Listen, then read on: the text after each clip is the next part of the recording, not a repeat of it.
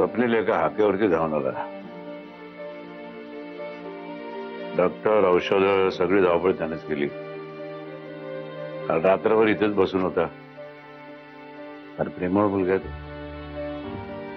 सत्यजितराव सुद्धा आले होते ना? नाही म्हणजे मला तसं कळलं की त्यांना ही बातमी कळल्या कळल्या ते लगेच आले होते. मंजिरी म्हणाली मला तसं. असला दिखावपणा करण्यात माहीर आहे मुधोळकर. त्याला कोणी आमंत्रण दिलं नव्हतं इथे येण्याचं. अरे काय बोलतोय दादा? या अशा प्रसंगाच्या वेळी कोणी आमंत्रणाची वाट बघत बसत नाही. प्रसंग ओढवला की लोक येतात. त्याने इथे येण्याची काहीच गरज नव्हती. मी विहंगरांना सांगणार एकदा. उद्या या घरामधून कोणाचं प्रेत जरी निघालं ना बाहेर तरी सुद्धा मुधोळकरला कळवायची काही गरज नाहीये. अरे काय अभद्र बोलतोयस दादा? No, I mean it. बरं ठीक आहे. हे बघ, तू शांत राहा. हा विषय इथे बंद. नाही, माझ्या मुलीच्या नावामागून त्या माणसाचं नाव जोपर्यंत जात नाही तोपर्यंत हा विषय संपणार नाही. शिवराज, कळलं? दादा दादा तू काळजी घे. हे बघ, डॉक्टरांनी सांगितलंय तुला नो स्ट्रेस म्हणून. माझ्या आयुष्यातून जर स्ट्रेस घालवायचं असेल ना तर माझ्या मुलीच्या आयुष्यातून त्या माणसाला घालवायला मला मदत करशील? हे बघ दादा, माझं म्हणणं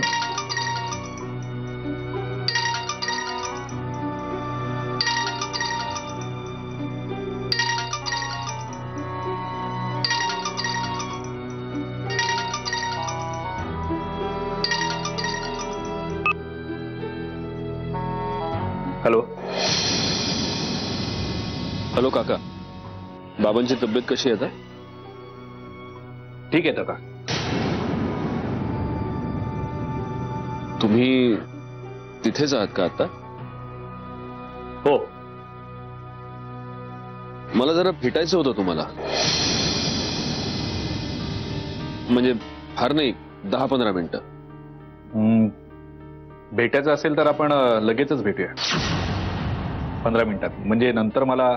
तुम्ही सांगाल तिकडे 10व्या मिनिटाला पोहोचेन. ठीक आहे, मी ऍड्रेस SMS करतो. ओके.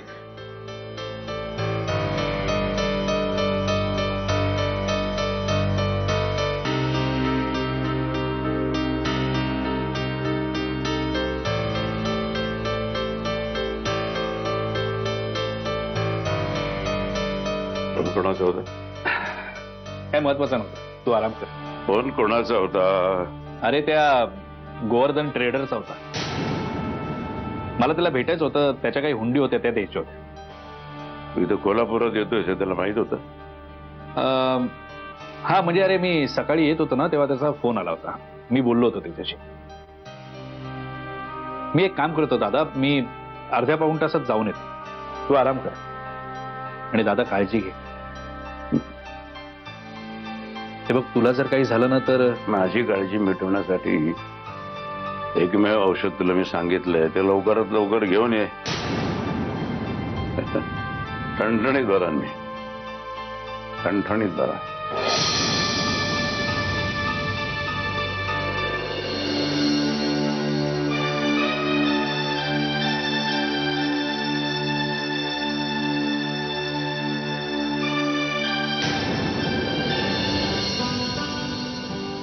हाय हाय. कसे आहेत काका? तू आलास सुद्धा इतक्या? मग शॉवर खाली भिजायला माणसाला कितीसा वेळ लागतो? तसं नाही, पण तुझी झोप नाही झाली ना काल. निदान थोडा आराम केला असतास. नाही नाही, सूर्य आकाशात असेपर्यंत मी अजिबात झोपत नाही. आणि समजा त्यातून डुलकी लागलीच तर तुमच्या घराचे सोफे मस्त आहेत की? हो. काल रात्री अनुभव घेतलाय मी. बरं मला सांग, काका कसे आहेत? बाबा बरे आहेत आता. ऍक्च्युली माझा काका आलाय पुण्याहून, त्याच्याशीच बोलत बसले. अगं पण त्यांना फार बोलायला मनाई केली ना डॉक्टरांनी. हो, म्हणून तर मी दादाच्या इथनं बाहेर आलो ना. हॅलो, शिवराज सर नाही. हाय. मनू म्हणजे मंजिरीचा काका. ऍक्च्युली ही काका म्हणाली तेव्हा एखादा केस पिकलेला म्हाताराच. पण रॅपर उघडलं आणि मी निघालो. काय बरीच लोक अशी गणतात. दादा आणि माझ्यामध्ये 15 वर्षाचं अंतर आहे. म्हणूनच तर त्याची दादागिरी चालते ना माझ्यावर. बरं मनू, मी एका कामासाठी बाहेर जाऊन येतोय. तेव्हा फार वेळ लागणार नाही. अर्ध्या पाऊण तासात परत येईल. चालेल ना? अरे चालेल ना, त्यात विचारायचं काय. आणि मी आहेच ना. अरे अरे पण तुझं ऑफिस. खरं तर इतर वेळी इझिली दांडी मारता आली असती, पण आज काय नेमके नवीन सेक्रेटरीसाठी इंटरव्ह्यूज ठेवले. बरीच होतकरू मंडळी येणार आहेत आणि बॉसनेच दांडी मारली म्हटल्यानंतर निराश होतील बिचार. पण मी जाईन, नंतर जाईन. अरे नाही नाही स्वप्नील, हे बघ मी करीन इथे मॅनेज. तू उगाच तुझी कामं सोडून इथे थांबतो. ओके ओके, मी काकांना भेटून येतो. बरं. आलोच.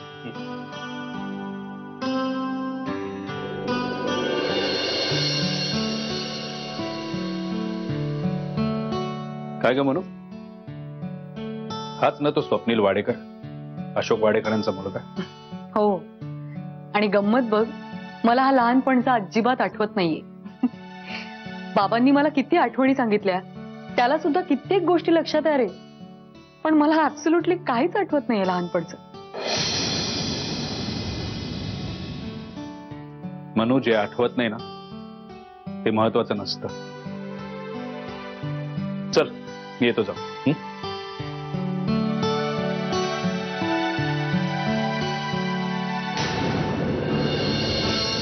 हा बोल प्रिया. आत्या आत्या आत्या. प्रिया अगं बोल की. अगं कशा पायी रडतीयस तू?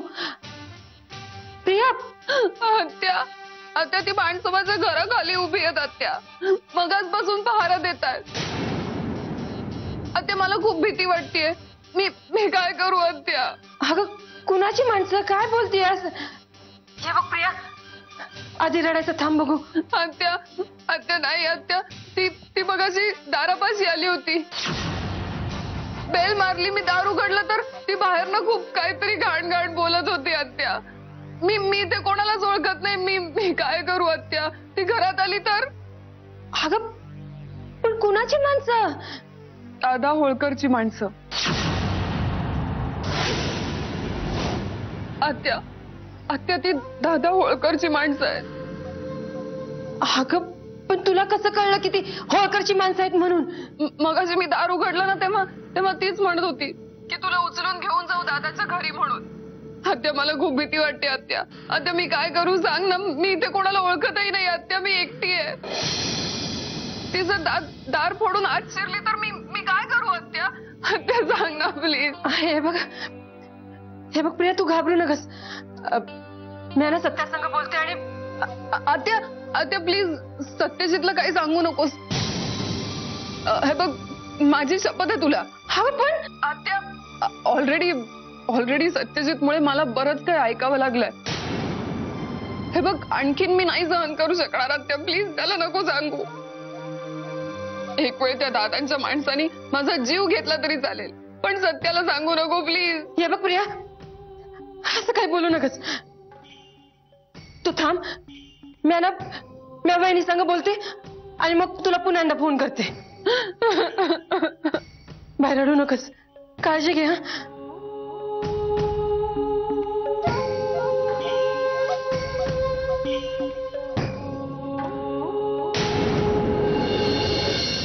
वहिनी, मला काय बी सुचना झालंय बघ.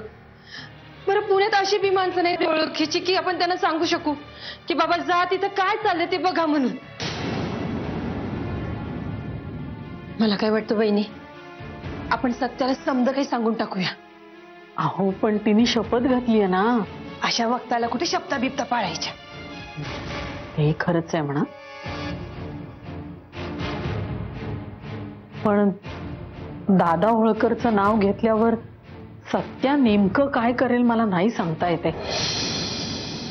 ते एकच भीती आहे, ह्या सगळ्यातून काहीतरी नवीन संकट उद्भवू नये म्हणजे झालं.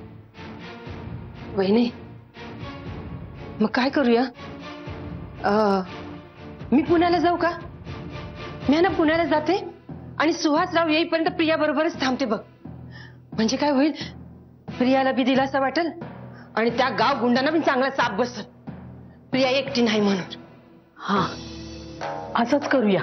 तुम्ही लगेच निघा. मधल्या वेळात मी प्रियाला फोन करून सांगते आणि जर समजा प्रकरण गंभीर वाटलं तर गौरांग नाहीतर विहंगला फोन करून सांगते. मला वाटतं की ह्या सगळ्यापासून आपण सत्याला लांबच ठेवूया. होय बाई, वहिनी आई बाहेर गेली, तिला फक्त सांग की मी पुण्याला प्रियाकडे चाललीये म्हणून. हा, माणसं स्वतःची काळजी घ्या. इथली नका काळजी करू, मी सांगेन सासूबाईंना. आणि मला सारखा फोन करत राहा. चार्ज आहे का मोबाईल? हाय हाय. हा, सांभाळ. येते.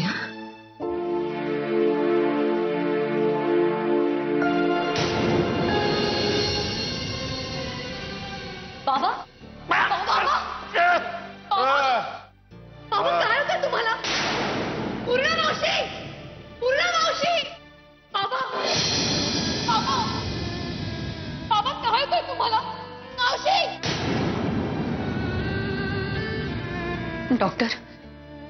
डॉक्टर काही? It was a very mild attack, पण ही धोक्याची घंटा आहे. मंजिरी सफरचंद उकडून झालं या. शुभ्राला बनवून घेऊ का? मंजिरी अगं रडतेस कशा पायी? काय झालं? हा, काय झालं? नाही, काय नाही. कालपर्यंतच सगळं टेन्शन बाहेर पडलंय डोळ्यावाटे. मंजिरी आता सरनाईक साहेब बरे आहेत ना? हा, काय बी होणार नाही बघ त्यांना. लई विचार करू नकोस पोरी. ते झालंच मावशी, पण मनात विचार आल्यापासून राहत नाही ना. काय झालं असतं बाबांना तर?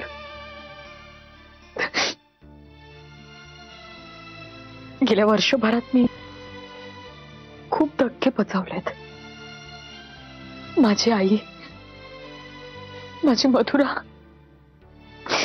आता बाबांना काय झालं असतं तर? गप पोरी गप.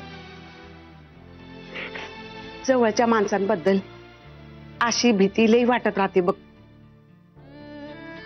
माझा बा जमीनदाराच्या शेतात राखणदार होता. रोज रातच्याला शेतात जायचा आणि पहाटेला घरी यायचा. लग्न होईपर्यंत पहाटेला उठले की मी पडवीत जाऊन बघायची बा जागेवर निजलाय का नाही ती. अगं आमच्या गावात जनावरांची लई भीती बघ. प्रत्येक रात याच भीतीत घालवली. सकाळी बा जिता दिसल का नाही ती. बा शेताची राखण करायचा आणि धनी देशाची राखण करायला निघूनच गेला बघ. मरणाच्या छायेत जगणं कसं असतं ते लई जवळून अनुभवले बघ मी.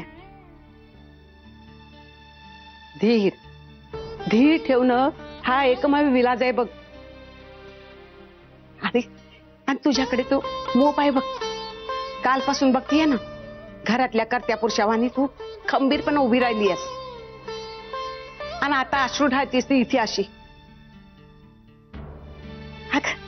लई कौतिक वाटतं बघ मला तुझं.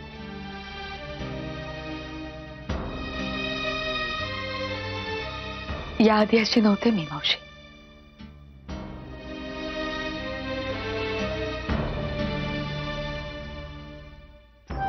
पण माझ्या आयुष्याचं 1 वर्ष मी अशा माणसाबरोबर घालवलंय ज्याला प्रत्येक संकटाला ताठकड्यानं सामोरं जाताना पाहिलंय मी. गेले काही दिवस हाच विचार करते, माझ्या जागी जर ते असते तर ते कसे वागले असते. याच विचाराने सावरलंय मला. बाकी त्यांचं काही असलं तरी. तुझ्या धन्याबद्दल बोलतेस ना?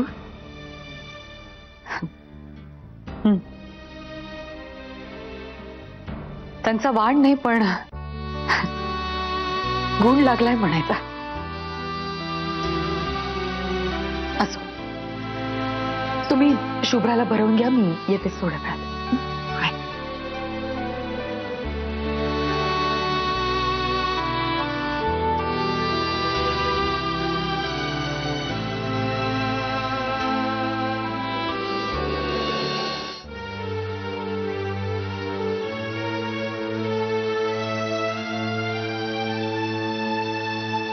शाले, हा अगं चारू कुठं आहे?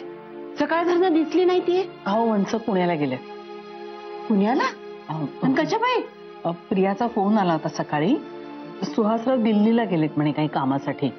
तर प्रियाने त्यांच्या घराच्या आसपास काही माणसं रेंगाळताना बघितली. झालं. अहो ऐका तर खरं. त्याच्यातल्या एका माणसाला तिने ओळखलं. तो दादा होळकरचा माणूस होता.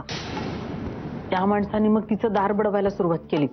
खूप वेळ दार बडवलं, आरवाच्य बोलले आणि शेवटी निघून गेले. आता एवढं सगळं घडल्यावर कुठली मुलगी घाबरणार नाही सासूबाई. मग तिने घाबरून चारू वंचांना फोन केला. मग चारू काय गुंडासनी झोडपाया गेली का काय? अहो तसं नव्हे, पण आता आपली मुलगी अडचणीत असेल, संकटात असेल तर आपण तिला मदत नको का करायला? चारू वंच म्हणाल्या की जर समजा एकीला दुसरी बाई माणूस सोबत असेल तर ते गुंड कदाचित त्रास देणारही नाहीत. शाले, इथनं कोल्हापुरातनं एक बाई माणूस तिथं जाणार. त्यापरीस तिथल्या तिथं सुहासची अंकिता मावशी राहते नव, आणि तिची यजमान बी आल्या तिथं. आता संकटाच्या वेळेला पुरुष माणसाचा आधार महत्वाचा असतोय नव. सासूबाई, सुहासरावांची मावशी ती मंजिरीची काकू आहे हे विसरताय तुम्ही. त्यांच्या मनात प्रियाबद्दल कसले कसले गैरसमज असतील कोणास ठाऊक. त्यांची मदत कशी घेईल प्रिया? आणि हे जर समजा दुसऱ्या कोणाच्या बाबतीत घडलं असतं तर तुम्ही एवढी हरकत नसती घेतली. याचा अर्थ तुम्ही प्रियाला अजून माफ केलेलंच नाही. शाले, माझी माफी गेली चुलीत. मी हातानं जेवणारी, पायानं चालणारी आणि डोसक्याने विचार करणारी बाई आहे. सत्या आणि मंजिरीचा संसार जोडायचा असेल ना तर या बाईला बाजूला ठेवलं पाहिजे. या मताची मी आहे आणि ते माझं मत ठाम आहे.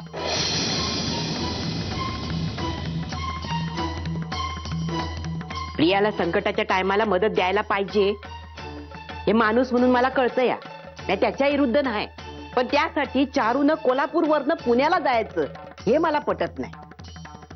चारू इथून पुण्याला जाऊन काय मदत करणार आहे तिला? मला नाही वाटत तिची काय मदत होईल म्हणून. एकतर ती मदत तरी बिनकामाची असणार आहे, नाहीतर ते संकट तरी बिनबुडाचं असणार आहे.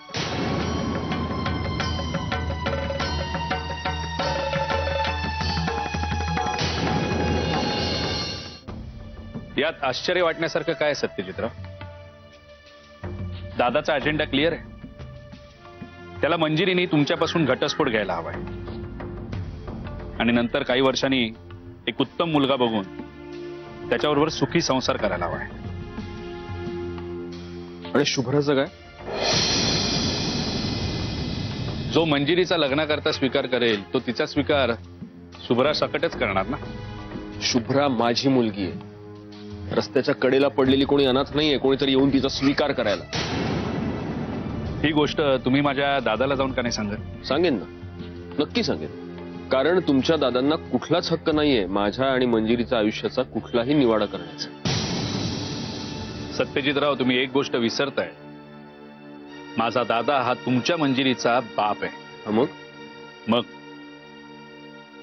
आमच्या मुलीचा तुमच्या घरात विश्वासघात झाला हे खरं आहे ना? तो गुन्हा होता माझा आणि त्या गुन्ह्यासाठी मी आजपर्यंत अनेक वेळा माफी मागितली मंजिरी.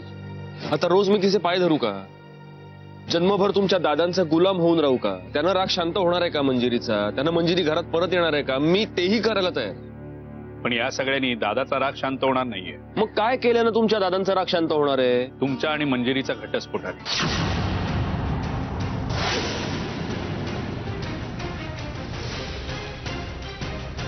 सत्यजितराव, तुम्ही एका मुलीचे वडील आहात. देव ना करो पण भविष्यात जर अशी घटना शुभ्राबरोबर घडली तर? तिला जर एखाद्या व्यक्तीने रडवलं तर तुम्ही अगदी सहज सोप्या पद्धतीने त्याला माफ करा? नाही करू शकणार, पण मी प्रेम केलंय मंजिरीवर. तुमच्या दादांचं सोडा, तुम्हाला काय वाटतं? तुम्हालाही असंच वाटतं की मंजिरीनं आमचं लग्न मोडण्यातच तिचं भलंय?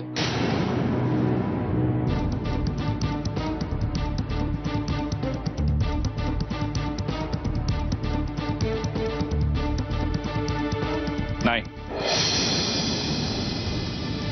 कारण आज जेव्हा मी मंजिरीकडे बघतो तेव्हा मला एक गोष्ट जाणवते की ती ओढून ताणून एक अवसान आणलंय.